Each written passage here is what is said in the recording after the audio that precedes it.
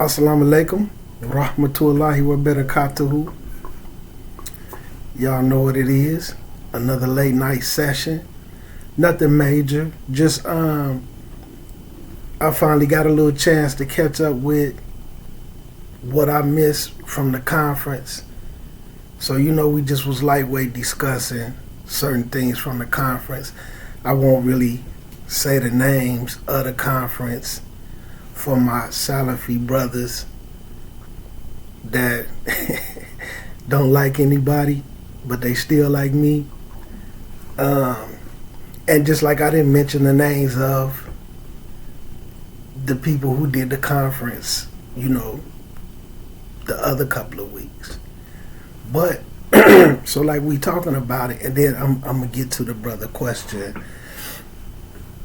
When you watch a conference of and everybody that's speaking at the conference is a strong graduate, especially when they have more than a bachelor's, like they got masters, PhDs, you could tell the difference from conferences done by people that's not on that level.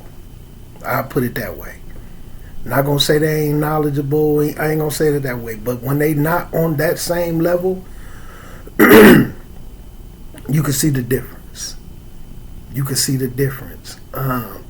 So we'll discuss a couple of little points that was taken away from the conference, man. Basically, they had a conference on building communities up on knowledge. Alright? Not just establishing a masjid where people can just, come pray, come Jumu'ah, during Ramadan, come to Iftar, come to Taraweeh.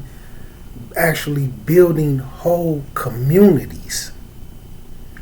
But building these communities up on knowledge, which is a very, very important thing that truly does need to be done. Like real talk, man. Very serious situation. But anyway, let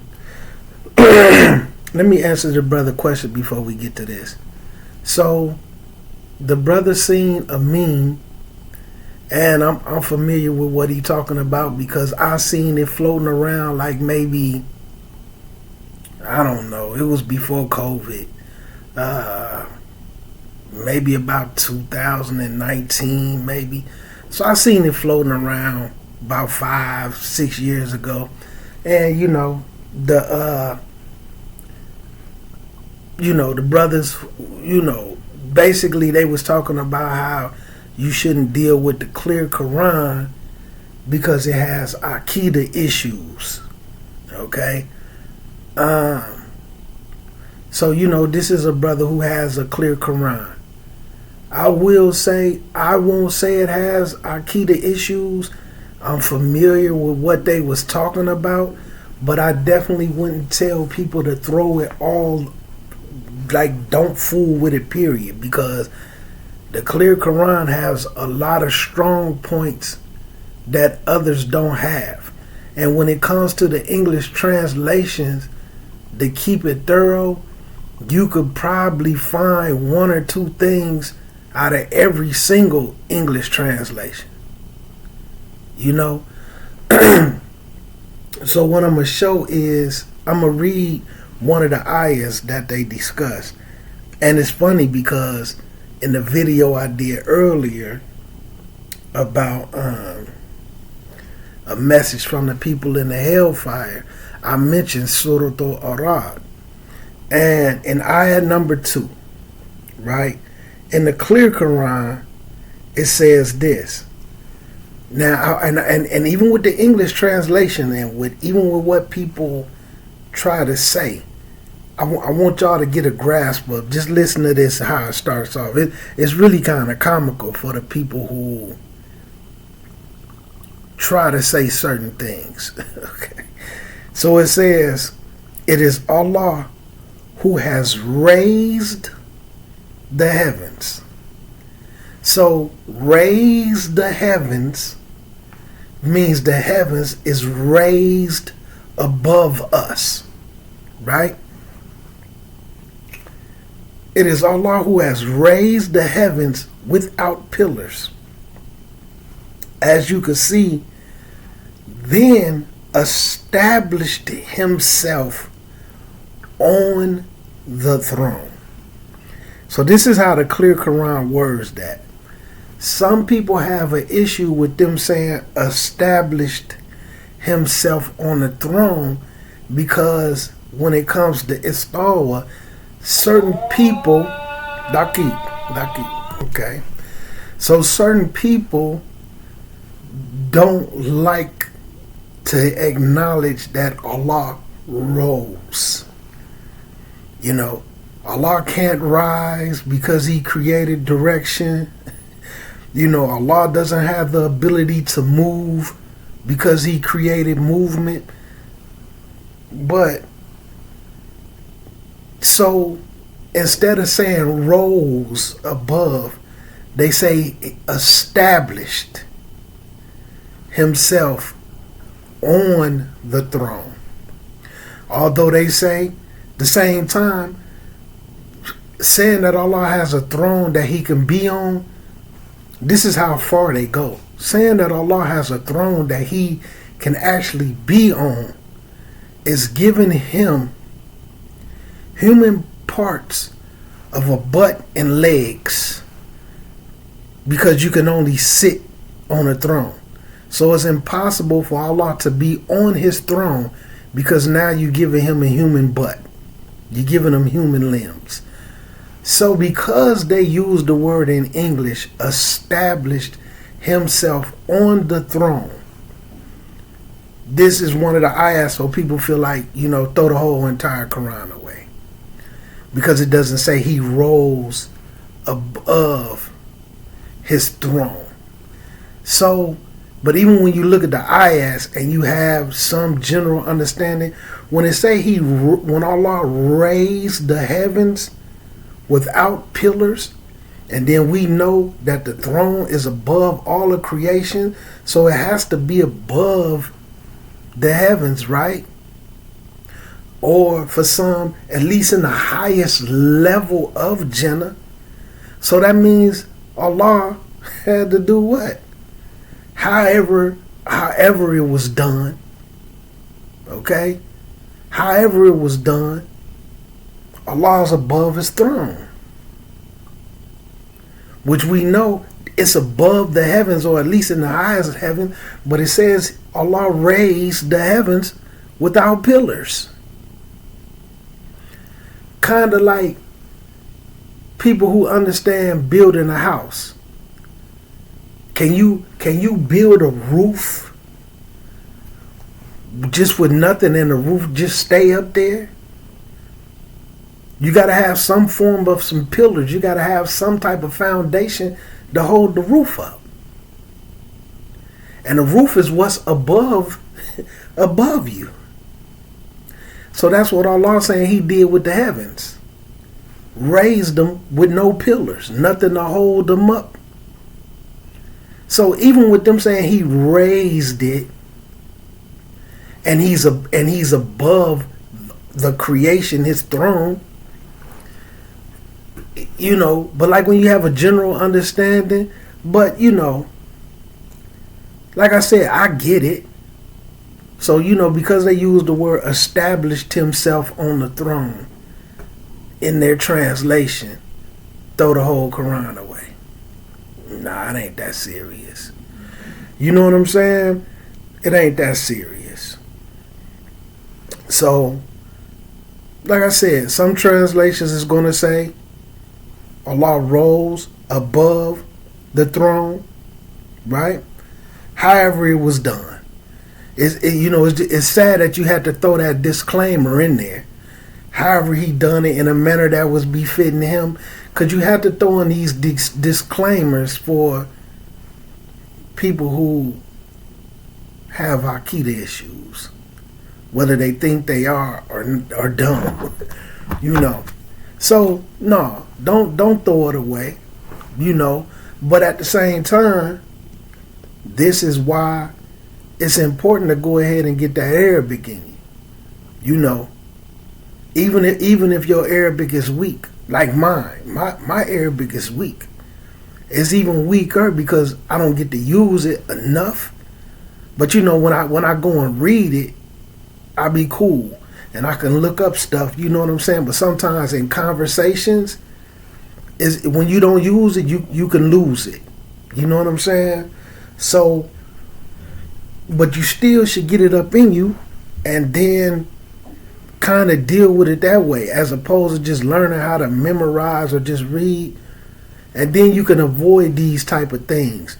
But at the same time, it depends on your teacher, because some people who can read the Quran in Arabic, people can put that understanding in them. Allah couldn't rise. Allah can't move. He created movement. So Allah is still exactly where he was at before he created anything, which is nowhere, because Allah exists without a place. You know, and some of them can read in the Arabic, but no, so that just because of one ayat, you know, a couple of little ayats like that where referred to rising above the throne, they change it to like established. But you know, they ain't doing nothing far, throwing it all out the way, talking about it means his power like some people would do. You know what I'm saying? But it's only a couple of ayats like that. I wouldn't throw the whole thing away. I got clear Qurans. I got noble Qurans. I deal with a lot of different Qurans. You know what I'm saying? I like to study them. You know, I even got a Quran and I haven't recommended it to anybody yet because I want to go through the whole thing. It's based off of the 10 Qirats. So when you don't understand the 10 Qirats, it could throw you off. So that's why I haven't recommended it or really told anybody about it, because I want to go through it, the whole thing by myself, and really, really dig into it before I be like, you know what, yeah, you should get this. You know what I'm saying? Because like I said, it's based off of the 10 Qirats, and we know in the Qirats, I'm not going to say certain words are changed, but some words get stronger. And when you have that 7 Qirats, which the 10 is based off of, but when you have that 7 Qirats and you can read the Quran in 7 Qirats, then you have a stronger understanding of the Quran. So anyway, back to the little conference thing. So no, don't throw your clear Quran away. You know what I'm saying? Just know that when it comes to things like that, everybody don't agree that Allah Azza wa Jal rose above his throne. Some people feel like istawa, and see, sometimes it's written, you got to understand Arabic grammar. So some people feel like it just means level with the sky, like an airplane. How the airplane is just in the sky, they believe that Allah did that. So that way it could get him, Allah exists without a place. Like he didn't really move because the airplane is just in the sky, in the mist. But not to really get into all that. So me personally, I'm not going to throw it all away, because the clear Quran has a lot of strong points. The translation to English is fairly thorough. And like I said, I wouldn't have never got it. I'm going to be honest. I wouldn't have never got it before. But wallahi, it was a class that I was in, and they was using the clear Quran in the class. So as in taking the class, they passed them out. So they gave me one. So you know, but we going through the Quran studies, but they wanted to use the clear Quran intentionally. And when we was going through it, I was like, yeah, this is nice. This is nice. And they just gave me a little paperback one, so I ended up ordering me 2 of them. You know what I'm saying? Cause you could get them, they don't have the Arabic in them, so I ended up ordering one with the Arabic in it, and then I ordered me like a real big one it's just all English, so you know they have like God in there instead of Allah, just basic stuff, but it has a lot of strong points. It does that other Qurans don't have. So anyway, don't throw it away. And if people want to get mad at you because you reading the clear Quran, as long as you have the proper understanding of what Allah did, then you will be fine. You know, this is just some of the English translations. You have to understand, like with the translations of the Quran, the Shiites have a translation. So like some of the ways you can know if you're reading the Shiite translated Quran, in the verses of wudu, it won't say that they washed, like the feet and stuff. It'll say wiped. So they changed it to wipe. So like if you see a Shiite do wudu, you'll be like, whoa, yeah. like it's like they use like the hadith of traveling, or when you got on some kufines or something. But they can't change the Arabic, but in the English translation, they won't put wash the feet to the ankles, like areas that you wash, they put wipe, similar to like wiping over the head. So they'll just like literally have a little water on their hand and wipe over the top of their foot. So they changed it in the Quran. I had it in English. Some of the people who had that Sufi Shiite Deobandi type stuff, like Nuruddin Durki, I think they done started removing his Qurans. But Nuruddin Durki, he wasn't a Shiite, but he had a little bit of that Shiite in him. In his translations, he had the wipe the feet stuff in there. But some of the English in Nuruddin Durki was pretty decent.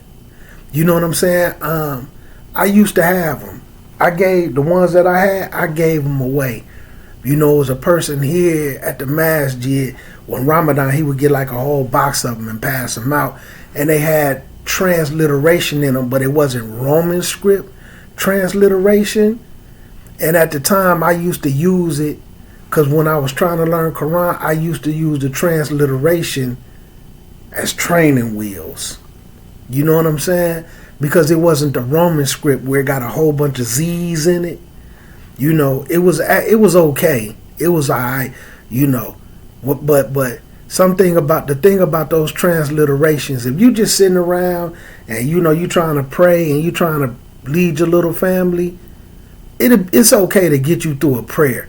But once you start studying and holding conversations and looking at books, or you talking to people and you trying to use that transliteration like that, it's not going to work, because you're going to be changing the meanings of stuff while you trying to talk, or while you trying to recite, or you trying to look at some hadiths or something, and then you try to transliterate it yourself and then look at what it means. You might change the whole understanding of the hadith. So like them little Roman script transliterations, once you start to really deal with the Arabic, that stuff don't work. But just, you know, to help you learn Al-Fatiha and a couple of little surahs so you can recite at home, you know, get your feet well, it's okay for that stuff. But you can't just stay there like that. You're going to really have to get in there and really learn with somebody where they going to have to clean all that up. You know what I'm saying? So anyway, about the conference, man, like, you know what the brother was saying. Before they had the conference, I got to throw this in, man, because I'm starting to see this happening a lot. It's even to the point where I have to do it. And I say probably since I've been doing videos, I probably done had to, since I've been doing them on YouTube, I probably done had to do it like 5 times. I just had to do it a few days ago. I had to do it earlier today, when I made the video about a message from the people in the hellfire. The brother, I'm gonna mention his name just for this, so like if people want to go watch the video, they can see it. Abu Sajid, right? He's doing a talk about the Wali. What's really a Wali? The guardian, right? So when he starts it off, he has to say, look, when we doing this talk, this is a widespread issue. So a lot of people is having the exact same issues, and I'm putting this out there because I don't want anybody to start taking it personal and feel like I'm talking to you directly. I might not even know your situation. But these things is so widespread and everybody is going through it, they might just have a few little subtle differences. But this is a major issue and everybody going through it. So as we start to have these talks, and when we having talks like this, we have to say this because we don't want people to start taking it personal. Because once they start taking it personal, they don't hear none of the good. Oh man, he talking about me. Oh, he trying to be slick. And you know, Abu Sajid, man, you know Abu Sajid, man, it's a knowledgeable guy, man. And just to see him getting to the point where they happen to start doing that more than any other time. You know what I'm saying? Like, but not only them. I'm starting to see a lot of people who be doing lectures and stuff in masjids. They starting to have to say stuff like that. And like if they putting them on YouTube, you know, because it ain't even nothing to take personal, but people just taking stuff personal. You know, like I said, man, sometimes what I notice is sometimes with individuals that mind work a certain way, they're gonna find something wrong. You know what I'm saying? So like even with me, I done had to jump up and say, look, this is not about you personally. I don't even know you. I might not even know you do that. You know what I'm saying? Like I said, I could be talking about an issue and then people be hitting me up. But then, and even when they come to me about it, I sit down and say, even when I look at it, and I say, okay, even if it did apply to you, was I saying something bad about you? No. I just feel like you was talking about a conversation that we had. Okay, is that a problem? Even if it was you? No, it ain't no problem. So then what is you tripping about then? Although I wasn't talking to you, but people just starting to personalize stuff and make issues out of it. Even with me, with the video I did earlier, saying, look, if I didn't have a conversation with you before I did the video and said, look, I'm going to talk about this or that, or like certain instances where people in a conversation and I'm talking about them personally, I say their name. Just like in my video where I'm having a conversation about, I'm going to use 5 as an example. This, you know, the sister in the comments, this and that, that's 5. I'll call her 5. We was having a conversation about this and that. If 5 walking around, she see what she said, she's going to find something. So if I'm speaking to them directly, I'm going to say their name. Or I'm going to talk to you about the before the video and say, do I have your permission to talk about that? I had to say this earlier. If I didn't have that conversation with you and if I didn't say your name and I'm talking about something, then I'm not talking to you. It don't apply to you. From my conversation, it just apply to you because it apply, but I'm not talking to you. You see what I'm saying? But for some reason, man, it don't register with everybody because they have to see something wrong. You know what I'm saying? And it's sad, man, because I'm starting to see, and like I said, I'm not saying I'm an imam, but I'm starting to see imams and other people who do talks and lectures at conferences, they having to say stuff like this before they even start.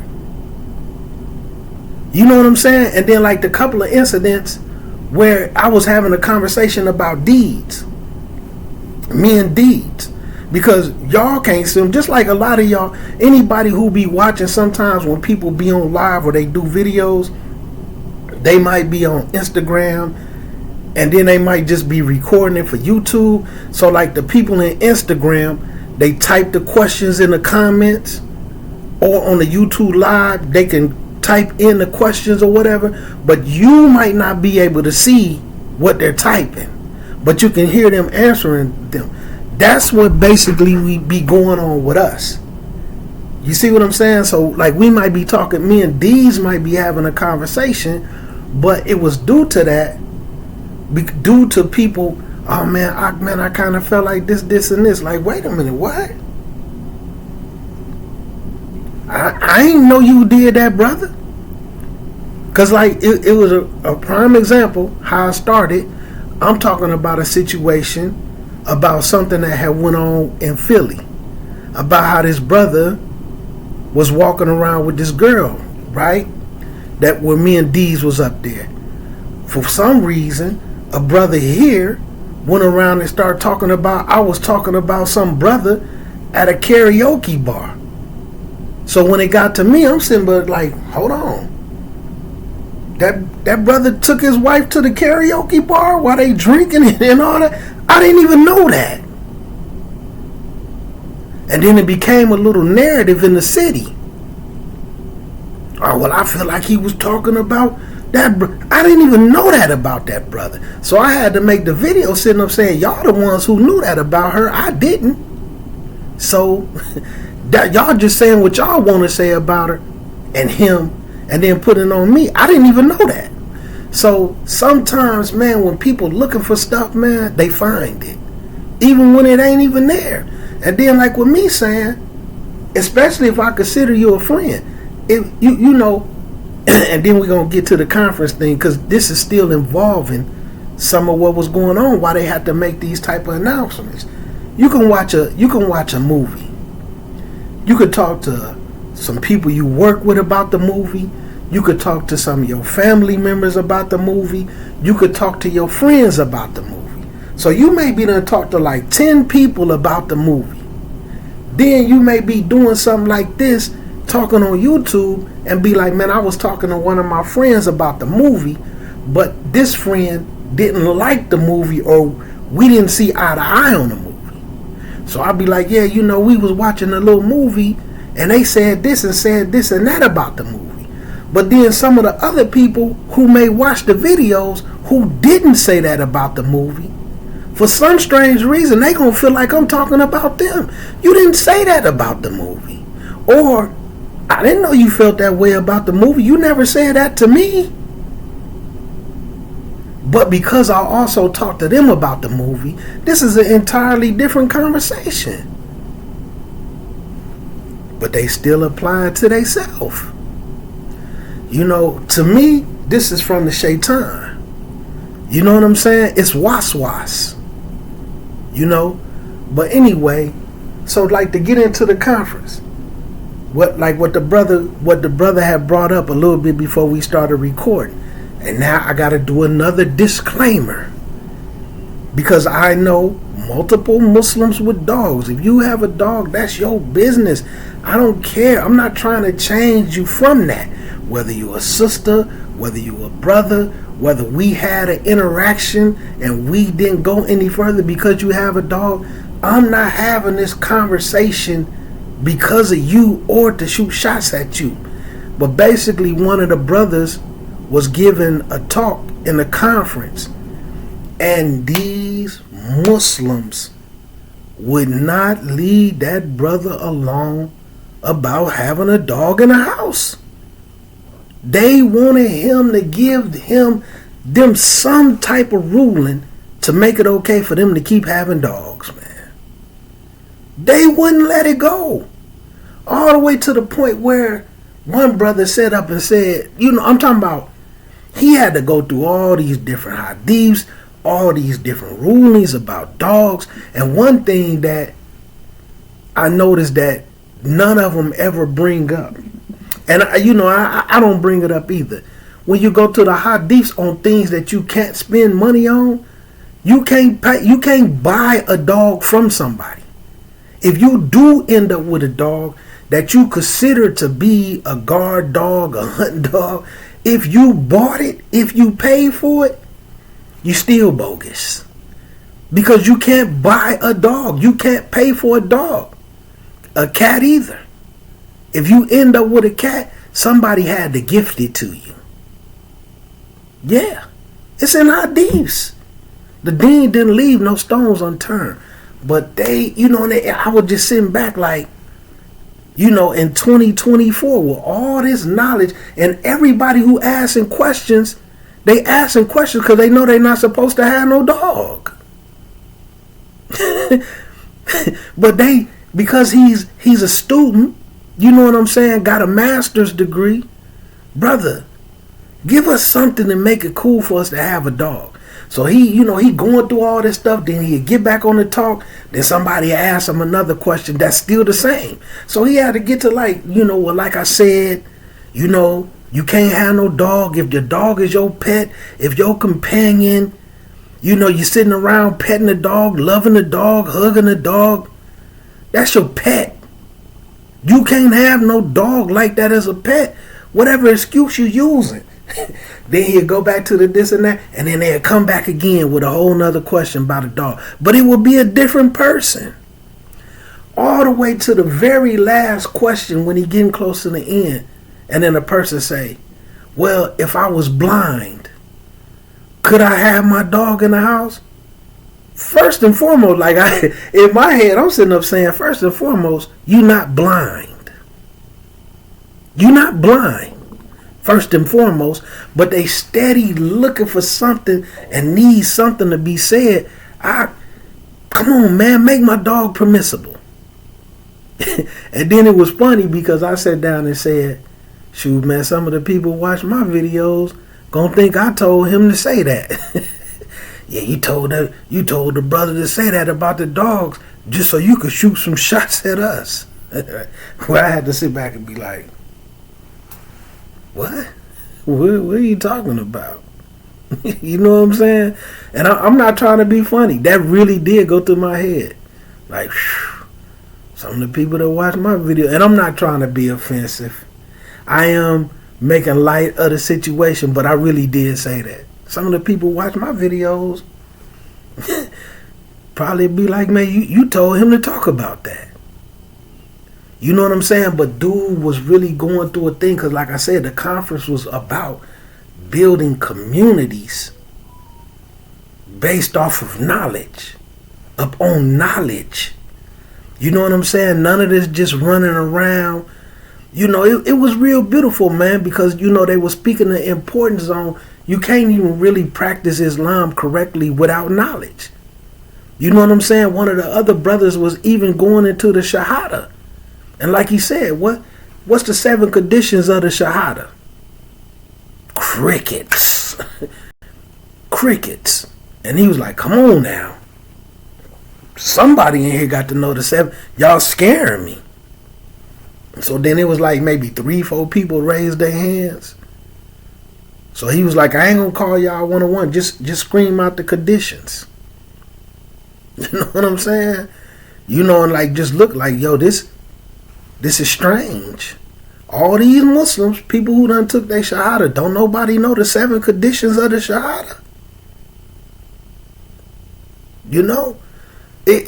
That type of stuff. So these some of the takeaways, man, that's extremely important. And then one of the brothers, man, when he came in, man, that brother got to smoking, man. His ilm, the way his breakdowns. He said, man, with this conference about building communities on knowledge, first we need to discuss the importance of building communities. We're not talking about just masjids that you come in and pray in and do Jumu'ah. Building real Muslim communities. even if the community has to start at the masjid. You know what I'm saying? He was like, when you understand the importance of building communities, like he said, man, we need sisters. And wallahi, what he was talking about, it was resonating with me, because around in like 2013, 2012, 2013, you know, we had me, it was like 3 of us, we all had like daughters around the same age. Matter of fact, 4 of us.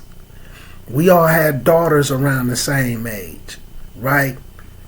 And I'm talking to them about Muslim communities, but at this particular time, a particular group was pushing the notion of women, they can't get educated, just sit in a home, cook, clean, you know, even had a fatwa that they came up with that the women couldn't even learn how to drive.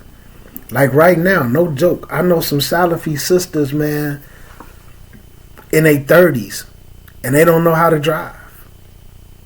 You know, I think the oldest one that I had came across was 36 years old, but never learned how to drive because they had a fatwa going around that Muslim women couldn't learn how to drive. And then the ones who did know how to drive, they sold their cars and started catching the bus. Yeah. So at around that time when this was going on, and I had a daughter, and I'm talking to them. Well, I have a daughter, alhamdulillah. So I'm speaking to them like, look, man, we need our daughters to do something to where they'll be a service to the community. Like, we need Muslim sisters to deliver babies for Muslim women, to where these men is not on them. Like, you know, the world is starting to change, but it was a point of time, just like with my daughter, a man delivered her. Even if she requested a woman, this and that, they didn't have like a lot of women, you know, everywhere, everybody not in big cities and this and that. A man had to deliver. I was there. I'm in the room. But it wasn't no woman that came and, you know, delivered my daughter. You know what I'm saying? Like, we need women to step up. Wallahi, this real conversation. You know, we need to start to groom our daughters, man, to where they're going to be an asset to the community where women need them. Even to the point where some of these women, man, I'm talking about, I said this in 2012, 2013. At the rate, the way this stuff is going, not just the Muslim women, but just women in general, a lot of women going to be needing therapy and counseling. Because I understand from the deen, the aspect of how things is going to start to change, where people not going to be as intelligent. People are going to get dumber the closer we get as the world start to end. And they're going to start having, not just women, but men too, but a lot of women need counseling, man. They need therapy. I'm just going to be honest. We're going to need some of these, man, our daughters and them, man, that, you know, to go into them fields to help Muslim women. You're going to have, just like even then, they felt like you couldn't nobody teach the women, you know, and they wasn't capable of, I'm just going to keep it 100. They wasn't capable of educating their women, man. So like some of these sisters in situations like this where the husband can't really educate them, and then the husband's saying that they can't go to the masjid for no classes because they places in the home, which was real stuff. You know what I'm saying? You're going to need women who going to be able to step in and educate them sisters, man. But people was talking, oh man, nah, man, that. But see, it started to come out, man. Nobody wanted, you know what I'm saying? And like the rate of the way everybody done just fell off deen is crazy to me. But wallahi, that brother was talking about that exact same thing. This is stuff that builds a Muslim community. Like, what are we working on to lead the next generation? And wallahi, I was saying that then. By the time our kids get to a certain age, it ain't going to be no masjid that they want to be a part of. They're not going to want to have no involvement with the deen. It's nothing for them to come to. The foreigners grooming their kids to take over. And like they even brought this up in that conference. Like, it's crazy that the people who on the board and call themselves administration, some of them can't even recite Al-Fatiha. They don't have no real knowledge of the deen, but they're a doctor or something. They got some money. You know what I'm saying? They can pay for some carpet and stuff like that, so they get to make all the decisions, but they don't have no ilm. And he was like, and then the imams had to argue with him. That brother said in that conference, man, those people need to be the first people in those classes that the imams is giving. And see, this is just boiling down to that same thing that I was speaking of, man, about when you know to start looking for the hour, when the wrong people have positions of power or authority and they don't deserve them or they don't be in them. They ain't supposed to be in them. You got a lot of people with no Islamic knowledge making all the decisions for the masjid. You know what I'm saying? You got a lot of, but us, we not even trying to build nothing for ourselves. We just sit up under them and complain. And then when we're trying to do something and put our heads together and really trying to do something, the people without knowledge want to be in a position. Oh no, we don't want him, man. He gonna get on the minbar and shoot shots. That ain't shooting no shots. If it apply to you, it apply to you. That just means you got some cleaning up to do. This ain't something where people just making assumptions and trying to throw shots at people and they completely wrong, but they need to feel better because they the ones who guilty. You know? But like I said, man, that brother was speaking about the communities and needing a Muslim community, man, where everybody not going to be the same. Everybody not going to be on the same level. But a part of that community, you need people that's going to go out there and get that in. That's going to come back and educate the people. Just like one of them brothers said, man, hey, man, when we was in Medina, me and the other brother, we was poor. It was time we was hitting each other up like, hey, man, you got a couple of dollars. They got families over there. Brother, like, man, we getting evicted. He was like, but while we was over there studying, getting the knowledge, some of y'all was over here doing what y'all doing, where now y'all cool. Y'all got a good life. You got money. You know what I'm saying? You got cars. You got the big house. You over here chilling. But see, we was over there dirt poor. Now we done came back. We ain't got the type of money. We ain't living like y'all living. But we over here trying to give y'all what we went and got.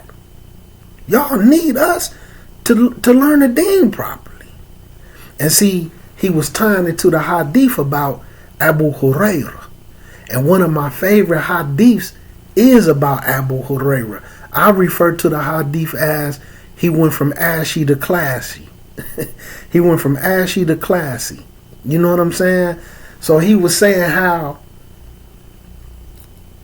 Abu Hurairah didn't really come around until like the last 3-4 years of the Rasul life. But like they said, the scholars say, and he even mentioned it, Abu Hurairah narrated about a third of the deen for the Muslims. He the one who had all the hadiths. So all the other companions, you know, who was rich and had a little money and stuff, was like, man, how you got all these hadiths? Like, how you got all this? And you know that we was his guys and this and that. And like he said, while y'all was busy doing business, and Umar even said this about himself, while y'all was busy doing business and chasing that paper, I was running around with the Rasul. And he said, I originally started hanging with him every day, sticking with him, jotting down everything he said, because I was so poor that I knew by the end of the day, somebody was going to give him some dates, some type of food. They was going to give him something that he was going to share with me. You know what I'm saying? So like even in a hadith that I refer to as ashy to classy, he had a linen handkerchief. You know what I'm saying? And it was made out of fresh linen, that real linen. And he was blowing his nose on it. And when he blew his nose on it, some English translations will put it that he was like, hooray, hooray. And then some will put, he said, bravo, bravo. But anyway, he was like, hooray, hooray, hooray, hooray for Abu Huraira. I'm blowing my nose on fine linen. And then he said it was a time that I used to pass out right next to the minbar of Rasulullah. Like he would be on the ground. He said to the point where people would come stand on his neck thinking he having like a seizure, thinking he a madman, like what's wrong with him? He going crazy. But he was like, I was really falling out from starvation, passing out from hunger. And he was like, but here I am now, blowing my nose on fresh linen. He went from ashy to classy. You know what I'm saying? So he was just relating that hadith like, while some of y'all was getting y'all lives together, you know, getting that paper and the homes and all that, we was over there in Mecca and Medina poor. Didn't know how we was going to eat. But we was getting that knowledge, man. We was over there starving. We was over there getting evicted with our families, wives and kids. You know, students was having to do stuff and pull money together for us. And now we back over here trying to give y'all this knowledge, man. So like the brother was saying, a part of the community is building the communities. Some people gonna have to go get that education, man. You know, you need a new generation. Just like, wallahi, the same situation that I always talk about with them young brothers, man. Wallahi, I'm telling these young brothers, I'm trying to inspire one of y'all to go overseas, to get to Egypt, get you some Arabic and get you some Quran. You know what I'm saying? Then possibly transfer to somewhere else. I'm trying to help y'all get overseas. I know people over there. I can help y'all, man. But these cats, man, they just want to turn them into the little next street cats, individuals they can make money off of, man. You know what I'm saying? It's crazy because, you know, we don't understand, man. We don't understand. So it was beautiful to see the brothers talking about building a community up on knowledge, man, where the Muslim at least had the basic knowledge. And just like the brother in my comments that said he was in Egypt, when he said, you know, like listening to the first 20 minutes of your video, he was like, man, is you sure it's an issue about Amana? Or is it that these people just don't know what Islam is? You know what I'm saying? Because like he said, I done had arguments and stuff, man, that had to deal with people like this. And I just really come to find they really just don't know what Islam is. And I agree with him. Because in some situations, that is the case. But then in some cases, some people know what it is. And they know that they've been entrusted in things. Their heart just sick, man. They just been corrupted. And one thing that I be leaving out, you know what I'm saying? And I'm going to be honest. I leave certain parts out because I know certain people watch my videos and I don't want them to think I'm talking about them. You know what I'm saying? But what I be leaving out of is some of these people, I seen a journey. Like I seen in the beginning when they didn't understand nothing. They didn't even know what a hadith was. And I was going to their house, wallahi, sitting with them every day with books in their face, got them in certain little small classes online. Every day. Sometimes over there with them till 1, 2 in the morning, a.m., studying. And I don't like to use the word teaching them hadiths because at the same time, they want to feel like they one of them individuals, oh no, you ain't teach me nothing. I learned on my own. So I always say, pointing them in the right direction. You know what I'm saying? Because I don't want to take his dignity away because who people thought he was is what made him. But like people say, when you not around him, he don't know nothing. They used to even play a game called Catching Him Being Wrong. And I had to tell him. But I knew his journey. And then I seen where he got to a point where he was pretty decent. But his problem was, man, he kept hanging with these people who don't even want nothing in the deen. They're extremely corrupt, and that's how they want to be. And the more he be around them, the more he get like them. But in between, he was doing all this little stuff, man. Destroying the masjid, because they done caught him stealing money. So now he just gonna mess the whole building up and all that. And me saying to him, like I'm saying in the video, because I done had to say the same thing to several people, so I'm being careful. Because like I said, I don't want the wrong people who I'm not talking about, because we had similar conversations, to start running around feeling some type of way because they looking for something, and that was is fooling with them. But me saying little stuff to him like, man, you not scared, man, Allah gonna take your deen away? And now when I see him today, I don't question whether he Muslim or not, but I definitely question his Islam. Today, his Islam is questionable. And all this stuff I was seeing him do, and I say, and every ounce of it, I'm telling him, man, you ain't scared Allah gonna take your deen away from you, brother? You have absolutely no fear of Allah taking your deen away, man? What if Allah Azza wa Jal start to punish your family, brother? Just to make you bow down. He had 1,000,001 excuses, man. And now when I seen that you done got to this level, now your Islam is questionable.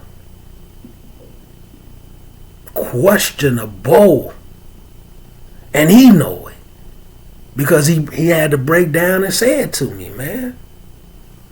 It's gone, man. I done pretty much lost it all. And only thing that's going through my head, man, these people just using me, man. I'm a convenience to these people.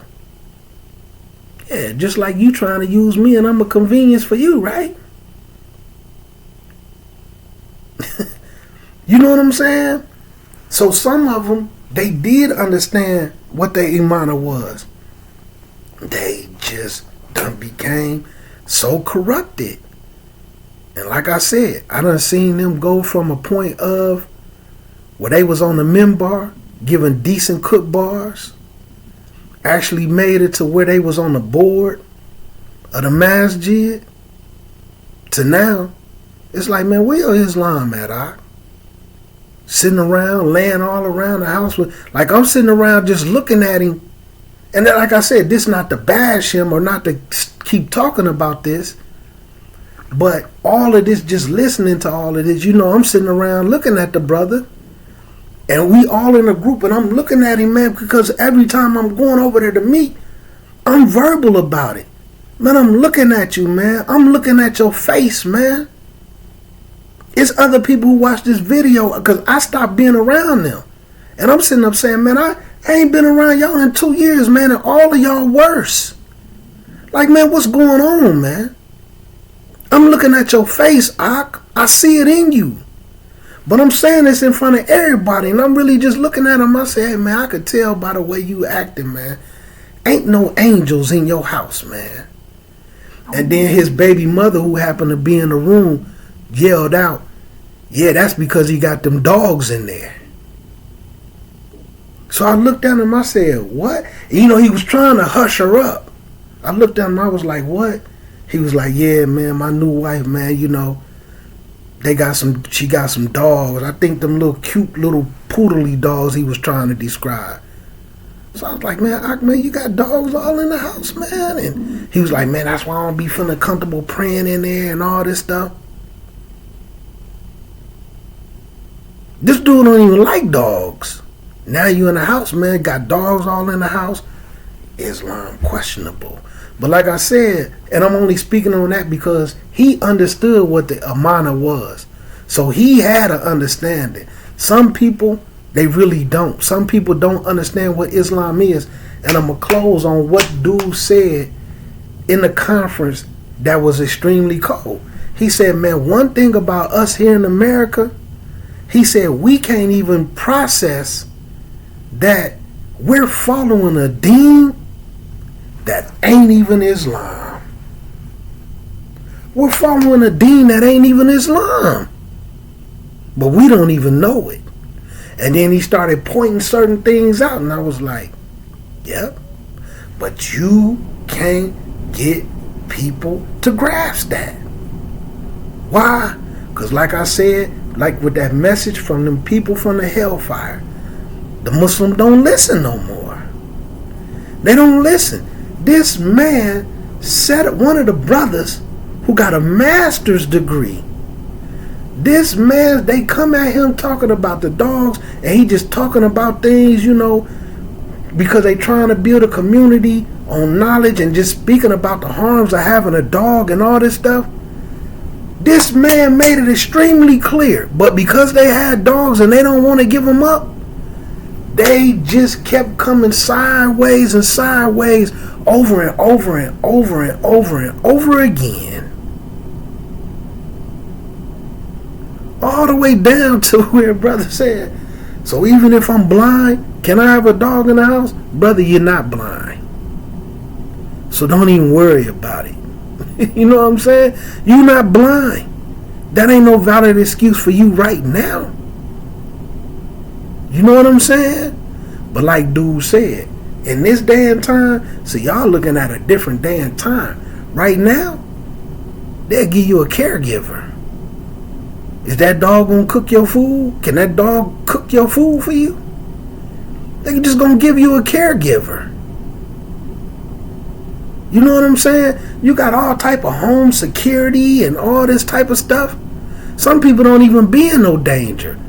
Just like how I was reading the stuff about the way the jinn, the people who was finding their comfort in the jinn scared them so that they rely on them. Some people don't even be in no danger. Some people don't even have no security, but the shaitan whisper in their head and they just feel like, ooh, if I gonna have a dog, I'm not gonna be protected. This dog my best friend, this dog will kill for me. And they ain't even in no danger. Probably live in a house with 5, 6 other people. You just love that dog. You know what I'm saying? Got home security, cameras, guns. And like I said, I'm referring to men so that it's clear that particular sisters I know that had dogs, this ain't got nothing to do with y'all. So let me put that disclaimer out there. I'm talking about full-grown men. Got a dog this big. Talking about this is the protector of the house. Why you got guns, security cameras, ring bell cameras, and you know what I'm saying? Like I said, pistols, knives, other men all in the house, and ain't even got no beef, no problems. You know what I'm saying? Ain't nobody even thinking about your house or coming in it. See, that's the shaitan, see? That's the shaitan. What if I was blind? Man, get a caregiver. You know what I'm saying? Get a caregiver.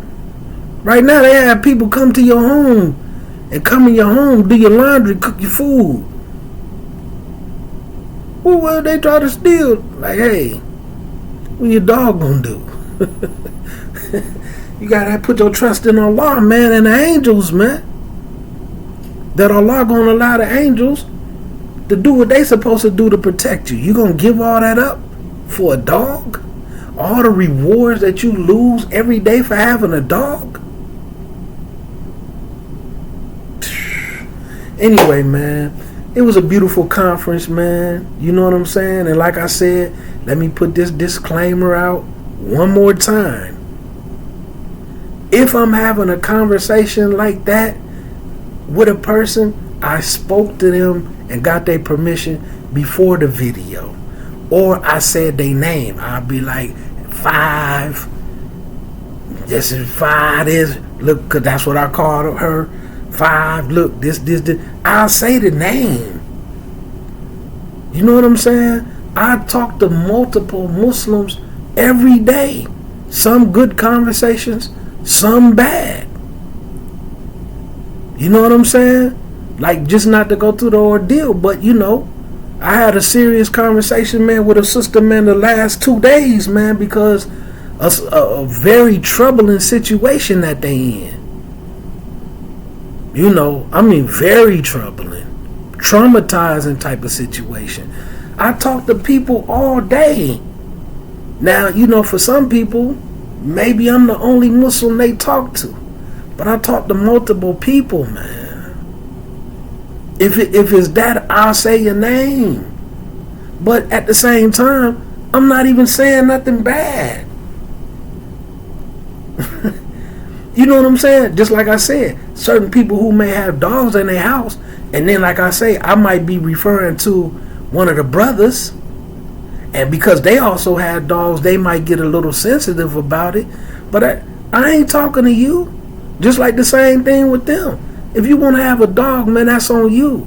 But me just saying, seeing how corrupt individuals is becoming, where they starting to lose things, and then all this type of stuff they doing that go against the deen. I don't question whether a person Muslim or not, but I question, sometimes people make you question their Islam, man. Islam be questionable. Something going on. But anyway, man, y'all know what time it is, man. It's 3. So I gotta go and give me a little hour in. I know they ready to pray because they an hour ahead of me. So again, man, if it apply to you, just apply to you, man. And if it's something like that, then maybe you should just fix it. That's what I'm gonna do. I'm gonna just fix it, man. Bismillah Allah Ta'ala. And then if it's just something where somebody just trying to throw something out there and they don't know what they talking about, they just going to be funny to me. I ain't going to feel no type of way or nothing because it don't apply to me. They just trying to stick something on me that really apply to them. That's what throwing a shot is. Because you ain't throwing no shot at somebody, man, when you talking about something that really apply to them that go against Islam. They should say Alhamdulillah. Maybe that's all our way of trying to get me to get myself together. That's how I look at it. You know what I'm saying? But sometimes, man, sometimes you have to start to realize certain things to where sometimes people put you in a position where you have to start considering their feelings. You know what I'm saying? Because it was a sister, man, that told me, man, that when a woman start liking a man, like if they married to him, every little thing hurt their feelings. You know what I'm saying? Like, let's say they wash dishes and you pick a spoon up and you might rinse it off. That might hurt their feelings. You know what I'm saying? Like, you just pick a spoon up because you might just be used to rinsing them off before you use it. So you pick a spoon up and rinse it off, that might hurt her feelings.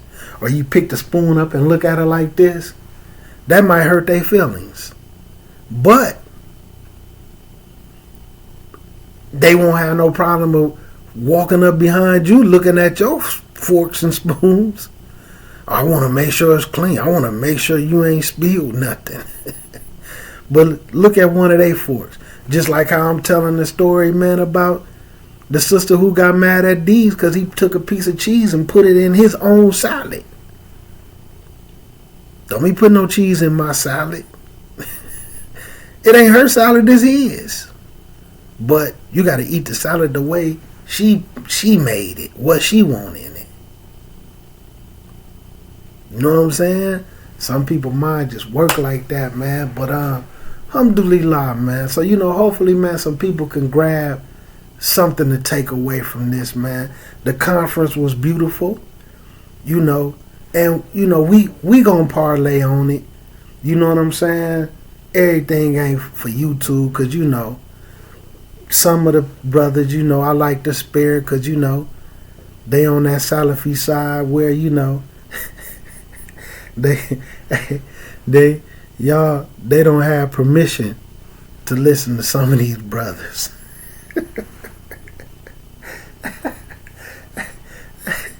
y'all only allowed to listen to people that's on a list.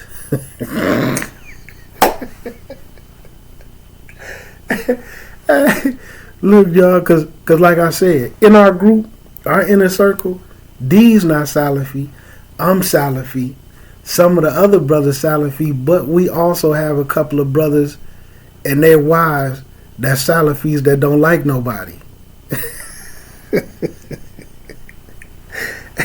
So although we all clicked up, and like when we travel or whatever, we be around. If you Salafi, man, if you Muslim and you on your thing and you this and that, man, we ain't got no problem being around you.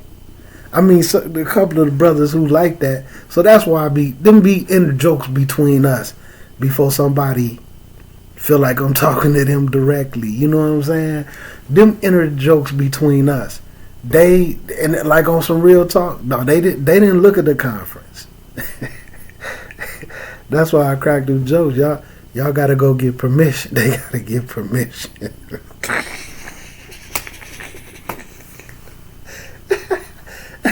Hey, I know a couple of them prominent imams. Y'all want me to get in touch with them and ask them, is it okay for you? Let me quit, man, before I make somebody mad that I ain't even talking to, man. Assalamu alaikum warahmatullahi wabarakatuh.